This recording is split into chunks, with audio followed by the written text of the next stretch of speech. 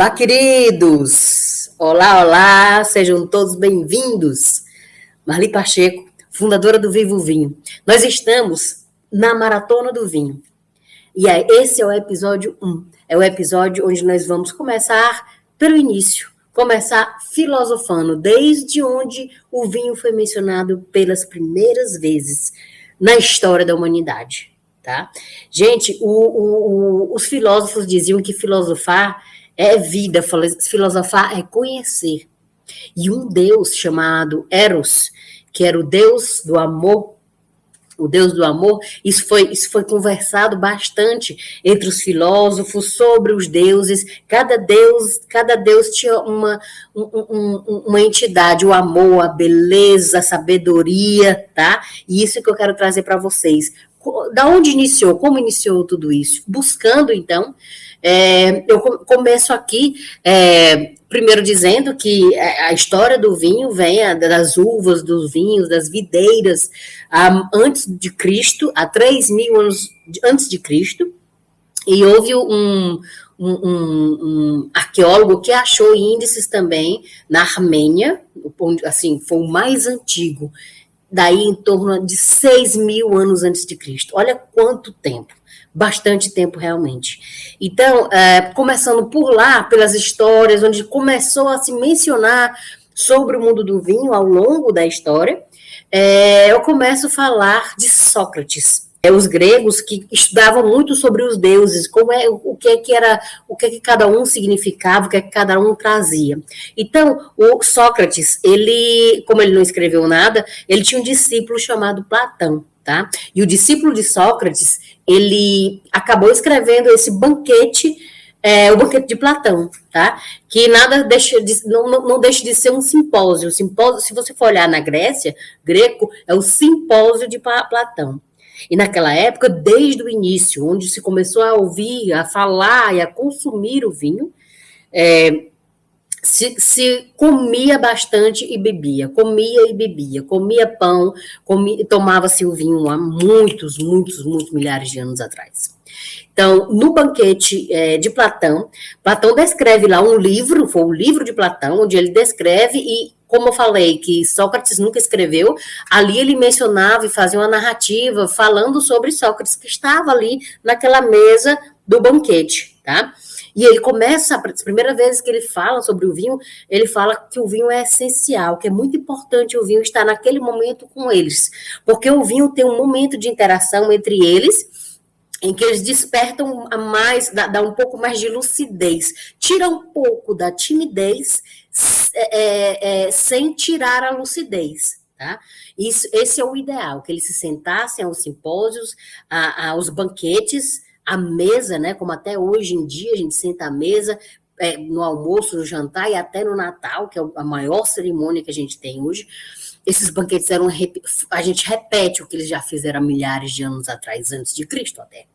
Então, sentados à mesa ali, eles discutiam sobre vários assuntos. E, especificamente, nessa obra de Platão, o banquete de Platão, eles começaram a falar de Eros, tá?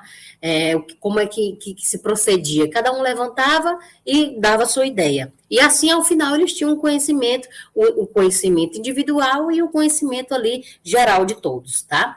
Então, cada um foi falando sua opinião, uns falaram sobre o corpo, o amor ao corpo, o outro, o amor a uma alma gêmea, outros falaram que o corpo do homem tinha o lado masculino, o lado feminino, isso tudo foi discutido, eram filósofos, então eles discutiam de tudo, e falavam de sociedade, falavam de natureza, falavam do próprio homem. O diferencial de Sócrates, aqui, muito importante falar, é que Sócrates já falava de autoconhecimento naquela época, olha que lindo, ele já falava de autoconhecimento, ele já falava da importância da educação, tá? Eu, inclusive, tem uma parte aqui onde ele diz, podemos facilmente perdoar uma criança que tem medo do escuro.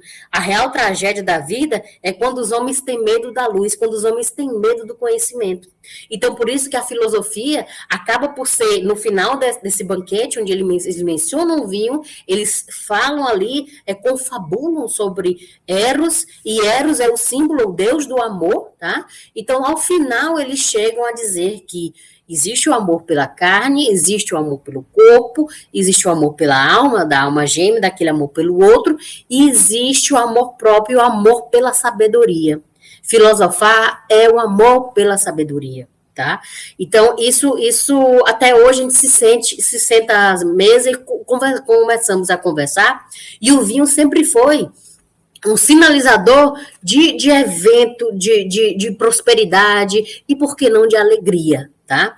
Então, continuando aí ainda na filosofia, depois Platão teve também seus discípulos e isso foi se repassando, sempre se remetendo à natureza ou remetendo ao comportamento do próprio homem na sociedade. Aí depois eles começaram a falar de política, de arte, das outras coisas, tá? Outro deus, filho de Zeus. Zeus e Perséfone. Zeus e Perséfone tiveram o primeiro Dionísio. Dionísio primeiro faleceu, tá? Bem novo. Então, Eros teve um filho com Perséfone, tá? E esse filho, Perséfone morreu, e esse filho, Eros, pegou o filho com a mão e colocou na perna. Então, o filho foi gestado na própria perna.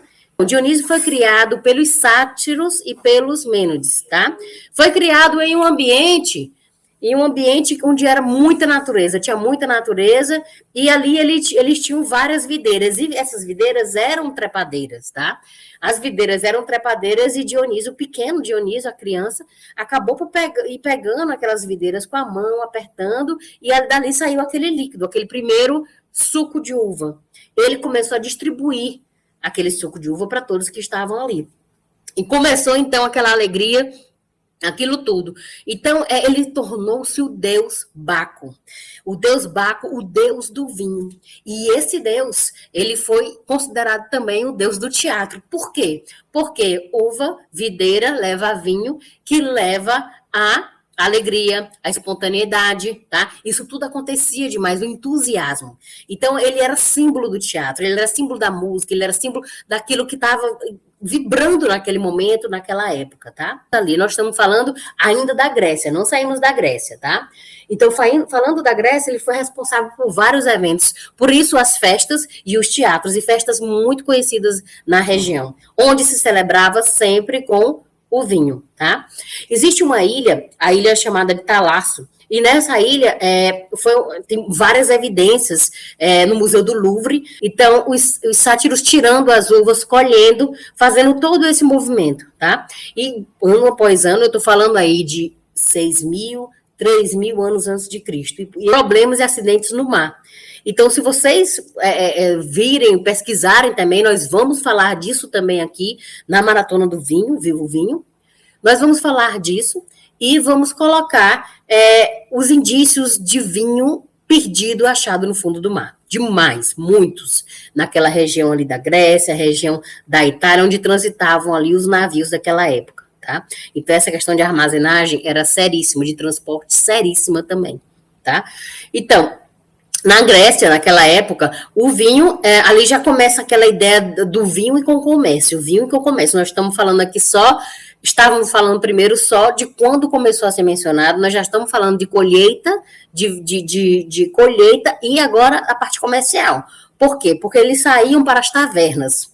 E também, no Museu do Louvre, alguns museus do mundo, tem indícios mostrando, dentro das tavernas,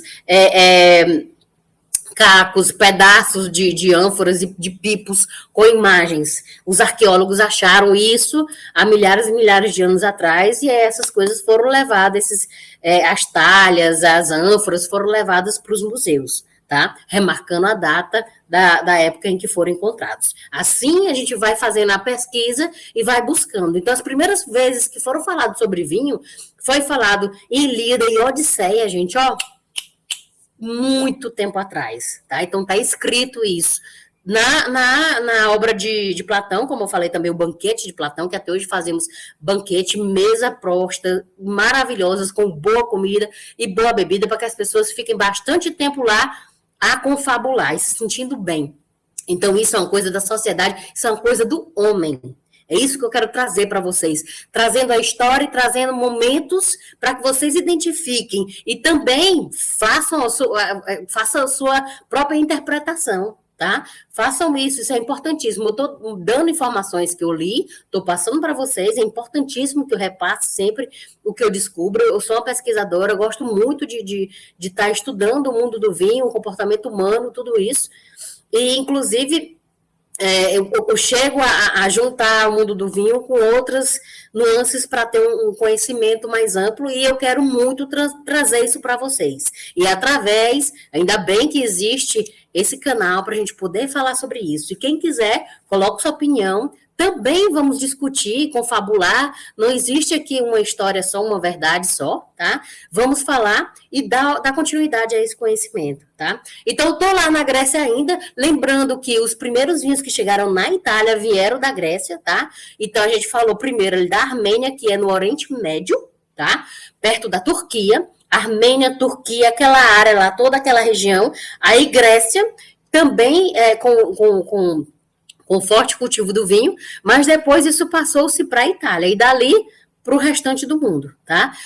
Vamos fazer vários vídeos falando sobre isso, estamos no começo, falando dos filósofos, e de como isso começou, o grande deus do vinho, que é o deus Baco, sobre os filósofos, de como eles transitavam em meio a esse mundo do vinho, tá? Gente, obrigada a todos, continue aí, você pode assinar, clicar aí no YouTube para você ficar aqui com a gente. Lá no Instagram também, Viuvinho Brasil, Viuvinho Antigo está desativado. Viuvinho Brasil tem um link, você entra no grupo. Eu vou estar sempre colocando as novidades para vocês.